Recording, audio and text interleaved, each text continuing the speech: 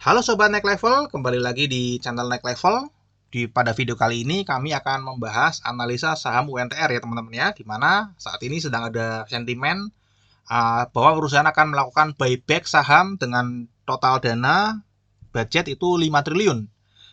Seperti biasa, kami akan membahas secara fundamental, seasonality, bandarmologi, dan teknikal ya teman-teman. Jadi ini akan cukup panjang, semoga teman-teman bisa bertahan dan betah untuk nonton teman-teman ya sampai akhir. Oke, kita akan langsung masuk ke table of content-nya teman-teman ya. Nanti kita akan bahas company profile dulu, kemudian sentimen buyback saham UNTR dan apa dampaknya, kemudian fundamental analysis atau kelayakan perusahaan, kemudian seasonality analysis atau peluang saham naik di bulan ini, kemudian bandarmologi analisis sedang terjadi akumulasi atau distribusi, dan terakhir adalah technical analysis atau range pergerakan harganya. Oke, kita akan langsung masuk aja yang pertama yaitu company profile. Ya, PT United Tractor ini merupakan perusahaan yang bergerak dalam bidang kontraktor penambangan.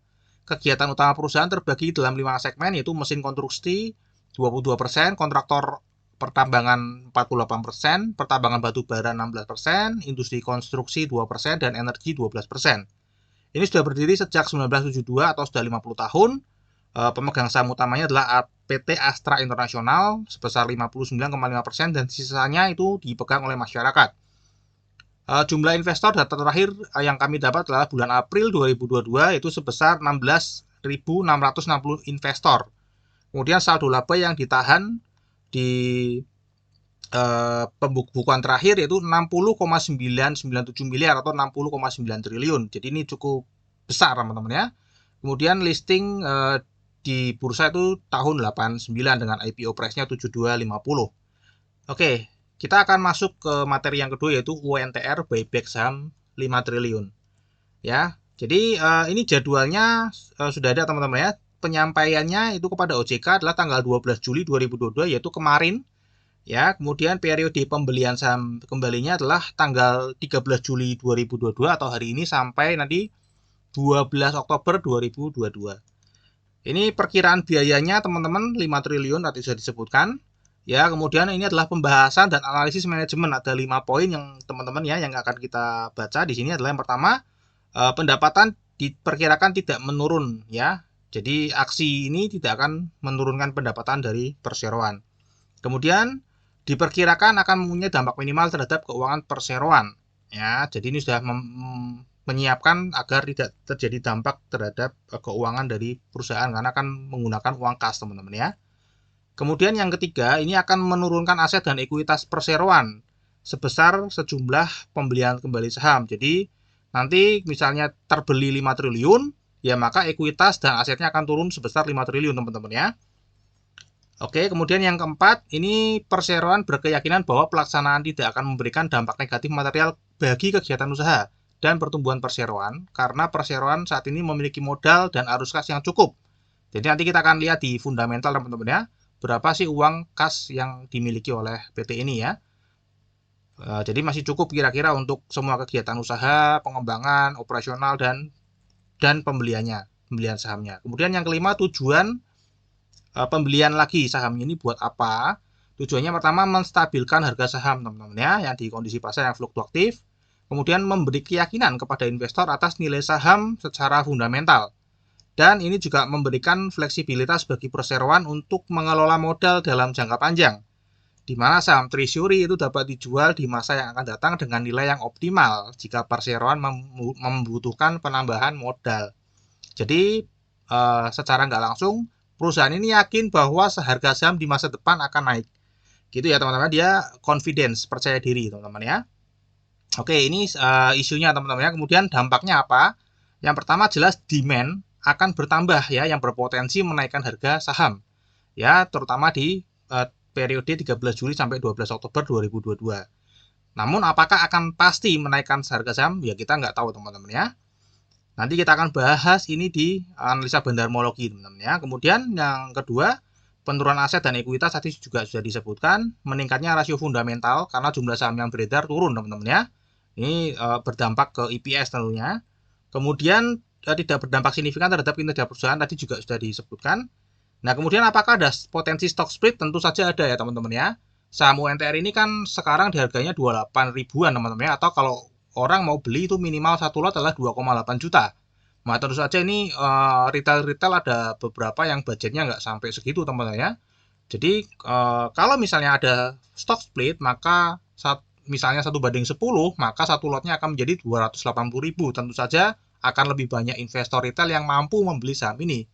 Dan jika banyak investor yang bisa menjangkau saham ini, tentunya potensi saham untuk naiknya akan naik ya teman-teman ya, akan tinggi.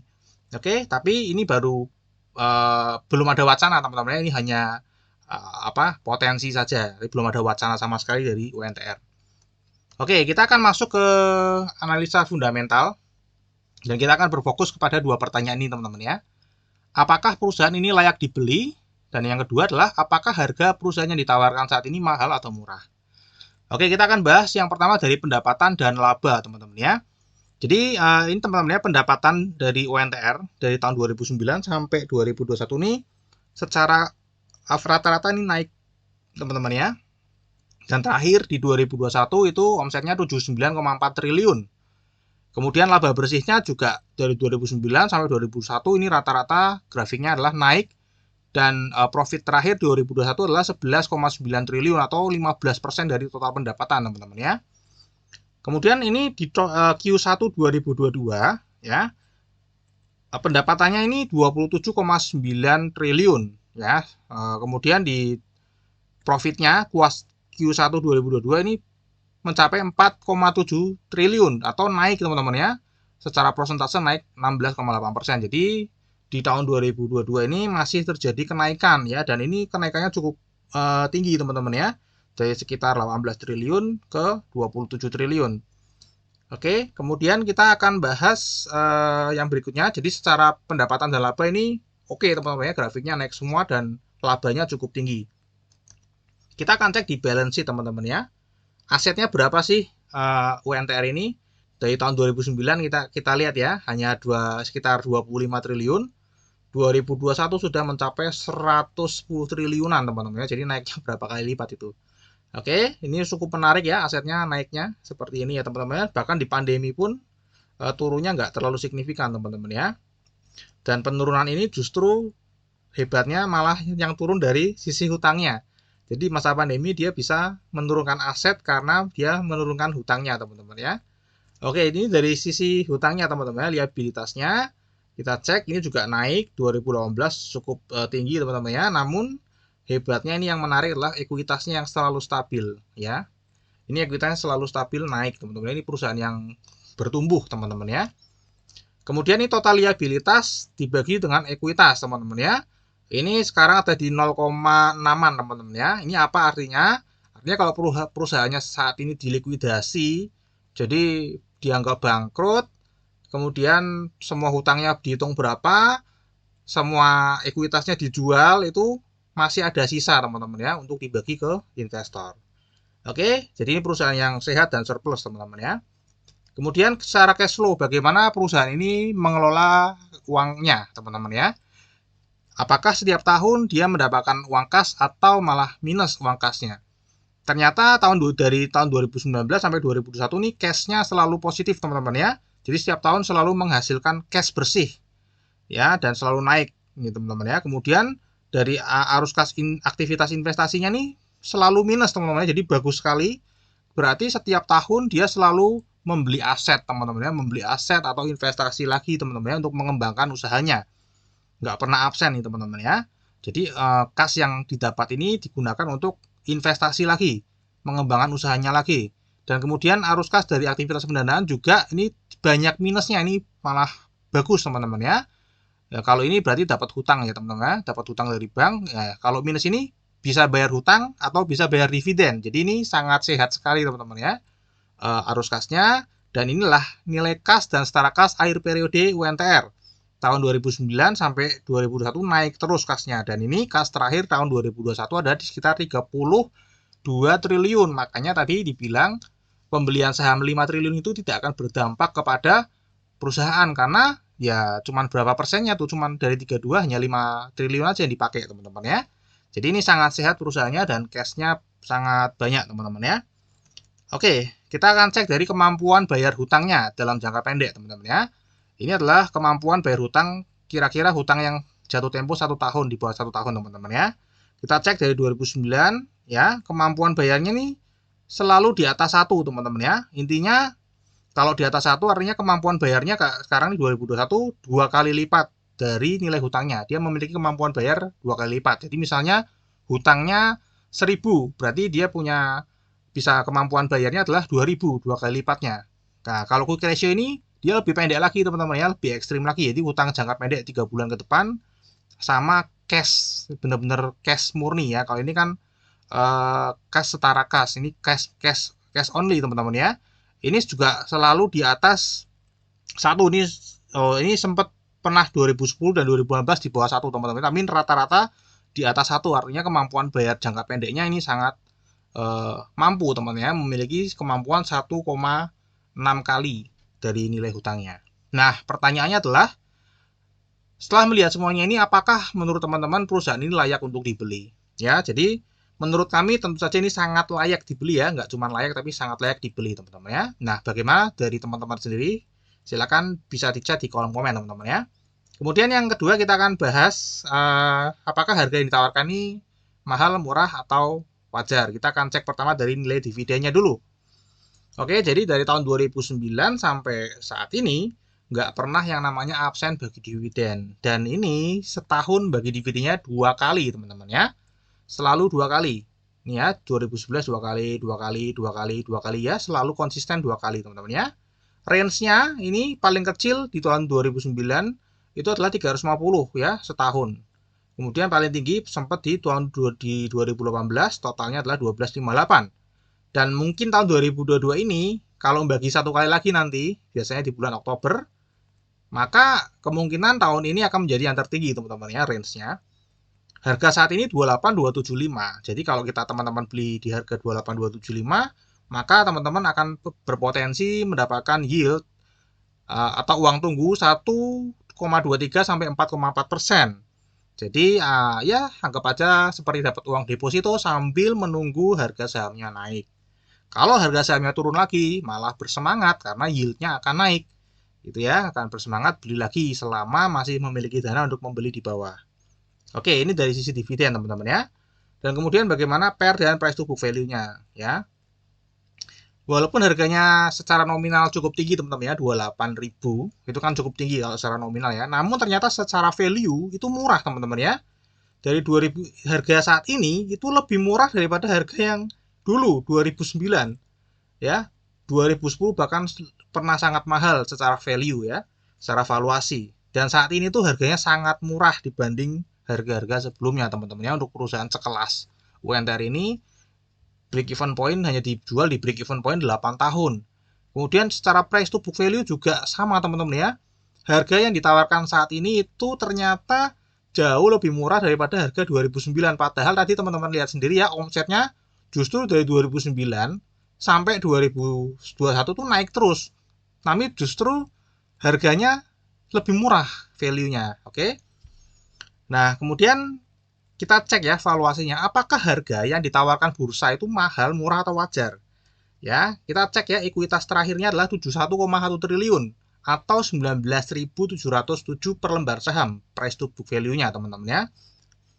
Kemudian market cap atau harga yang ditawarkan di bursa saat ini adalah 105,5 triliun atau kalau kita pecah per lembar sahamnya adalah 28275 harga saat ini teman-teman ya.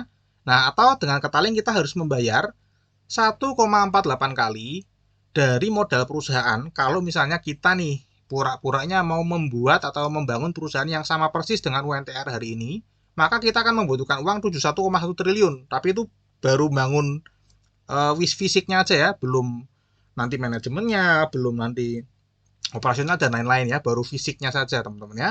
Itu 71,1 triliun kita butuh uangnya. Nah, kalau beli yang sudah jalan, itu ditawarkan harganya 105,5 triliun atau 1,5 kalinya lah. Ya, kira-kira menurut teman-teman mahal, murah, atau wajar? Kemudian yang kedua, ya dari profit terakhir teman-teman ya, 12 bulan ke belakang itu totalnya adalah 12,7 triliun atau per lembar sahamnya 3.413. Kalau teman-teman beli di harga 105,5 triliun yang di harga ditawarkan saat ini dan profitnya anggap aja stagnan terus, nggak naik, ya maka akan balik modal 8,2 tahun untuk perusahaan seperti UNTR ini. Ya, menurut teman-teman, kita bayar 1,48 modalnya dengan balik modalnya 8,2 tahun, apakah ini mahal atau murah atau wajar? Jadi teman-teman silakan chat di kolom komen ya. Pasti ada yang bilang, wah ini mahal, saya maunya yang di bawah 1 price to book value-nya atau minimal 1. Atau bilang ini murah, harusnya ini saya bayar 2 kali lipat pun mau untuk perusahaan seperti ini. Atau harganya ya wajar lah segini, ini wajar kok. Standar ya. Silahkan teman-teman chat di kolom komen pendapat masing-masing ya. Oke, jadi sudah terjawab sudah 2 pertanyaan fundamental tadi teman-teman ya. Sekarang kita akan masuk ke seasonality analysis. Ya, di 10 tahun terakhir teman-teman ya, di bulan Juli itu probabilitas untuk naiknya hanya 40% teman-teman ya. Dan di tahun 2022 ini bulan Juli sudah minus 0,44%. Nah, apakah sentimen buyback itu akan merubah ini menjadi naik? Ya, kita nggak pernah tahu teman-teman. Tapi yang jelas secara data seasonality ini chance untuk naiknya di bulan ini kecil, 40% teman-teman ya. Oke, kita akan langsung lanjut ke bandarmologi analisis teman-teman ya. Di bandarmologi analisis ini kita akan membagi ke beberapa fase. Fase yang pertama adalah tanggal 12 Januari sampai 8 Juni teman-teman ya, di mana nih fase harga mulai naik dan ini mulai ada uang masuk yang cukup besar teman-teman ya. Nah, kemudian fase yang kedua 8 Juni sampai 1 Juli di mana harga ini mulai menekuk turun yang cukup dalam teman-teman ya, menembus supportnya. Ya, ini cukup dalam, kita akan cek. Kemudian ini ada fase di mana sideways teman-teman ya. Sideways, kemudian dan hari ini kita akan cek hari ini, pergerakan hari ini, hari pertama periode buyback saham dari UNTR. Oke, yang pertama tanggal 12 Januari sampai 8 Juni 2022 teman-teman ya. Di sini terlihat ya ada 6 broker asing yang melakukan akumulasi ya teman-teman ya, cukup besar ya, SZP, RX, BK, KZ, AK dan CS ya. Ini si kecil ya, cuman ini 4 ini besar teman-teman ya. Jadi sedang terjadi akumulasi sejak Januari 2022 sampai Juni 2022. Nah, kemudian di periode kedua pada saat turun ini apa yang terjadi teman-teman ya? Nah, ternyata masih ada akumulasi teman-teman ya. Nah, kita cek teman-teman ya, ada satu broker RX yang melakukan taking profit ya. Di fase sebelumnya RX ini membeli totalnya 366 miliar. Harga average-nya itu 28.000. Kemudian di fase yang kedua, RX ini menjual ya mungkin separuhnya ini teman-teman ya, separuh lebih dan harganya 29.700. Jadi ini untung teman-teman ya. Sedangkan broker BK dan KZ ini masih di fase kedua masih kompak untuk melakukan akumulasi. Oke, kemudian di fase yang ketiga, di fase sideways, kita cek ya, BK masih konsisten untuk melakukan akumulasi teman-teman ya. Dan ini RX ada jual lagi teman-teman ya. Kemudian di fase yang terakhir yaitu hari ini, ya kita lihat broker ZP ada melakukan penjualan. Jadi di hari pertama periode pembelian buyback justru ini terlihat malah distribusi teman-teman ya.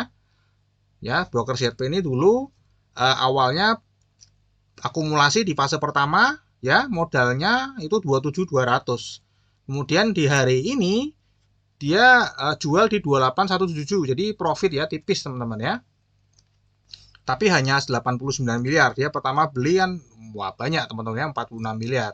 Jadi tidak ada apa-apanya. Ini broker 272 ke 28.172 ya, lumayan ya teman-teman ya profitnya ya teman-teman ya. Oke ya, dan jadi poinnya adalah rangkumannya tanggal 12 Januari sampai hari ini itu kesimpulannya adalah sedang terjadi akumulasi teman-teman ya. Sedang terjadi akumulasi besar-besaran oleh broker asing. Ya, ini brokernya BK, KZ, ZP, AK dan RX ya. Ini jadi secara bandarmologi ini sedang terjadi akumulasi teman-teman ya. Nah, apakah pada periode buyback ini broker asing akan tetap melakukan akumulasi atau justru taking profit teman-teman ya? Karena ada wacana buyback dari perusahaan 5 triliun. Ya, ini kan cukup nih teman-teman ya. 5 triliun ini cukup nih ya. Ini 800 miliar, ini 1 triliun. Ya, masih cukup teman-teman ya. Apakah broker asing akan menjual sahamnya jadi untuk buyback UNTR atau justru ini akan tetap akumulasi dan company juga melakukan buyback yang menyebabkan demand-nya sangat tinggi. Ya, kita nggak tahu ya teman-teman ya. Semoga aja dua-duanya tetap melakukan akumulasi. Yang jual berarti harus retail taking profit teman-teman ya. Oke, ini saja dari bendarmologi analisis teman-teman ya. Jadi kesimpulannya sedang terjadi akumulasi teman-teman ya. Kemudian yang terakhir yaitu technical analysis. Ya, technical analysis ini harga sekarang ada di 28275, mendekati garis resistennya pertama di 28425, kemudian resisten yang berikutnya ada di 30.000. Kemudian ini support yang terdekat ada di 27450 dan support yang kedua ada di 26250. Jadi, apa yang bisa menggerakkan ini ke atas dan ke bawah tentu saja ya tadi supply and demand teman-teman ya. Kalau ternyata asing masih melakukan akumulasi dan terus perusahaan masih melakukan buyback, maka potensi peluangnya akan menuju ke 30.000 atau bahkan bisa ke 31.400 teman-teman ya. Atau teman-teman kalau beli di harga saat ini, maka berpeluang untuk dapat profit 6%. Kalau sampai sampai menembus ke resisten yang kedua, akan berpeluang mendapatkan profit 11% teman-teman ya. Namun jika yang terjadi sebaliknya, ternyata asing memanfaatkan buyback ke perusahaan UNTR ini untuk melakukan aksi taking profit, maka ada peluang harganya akan turun teman-teman ya. Turunnya adalah di 2,93% di 27450 dan sampai ke 26250. Jika menembus ke sampai di bawah 26250, maka teman-teman harus melakukan cut loss teman-teman ya. Hati-hati ya kalau secara teknikal ya, artinya itu akan terus melanjutkan penurunan teman-teman ya. Dan kemudian untuk masalah likuiditas ini nggak perlu dipertanyakan ya UNTR ya. Untuk rata-rata 1 bulan terakhir ini likuiditasnya per hari adalah 170 miliar ya. Dan di hari pertama periode buyback ini volumenya langsung naik ya, hampir 2 kali lipat menjadi 307,4 miliar. Jadi antusias ya teman-teman, ada antusiasme terhadap wacana buyback dari perusahaan UNTR ini. Ya, mungkin dari kami ini saja teman-teman ya. Terima kasih sudah menonton video ini sampai habis. Dukung channel ini dengan subscribe, like, dan share. Dan sampai jumpa pada video kami yang berikutnya.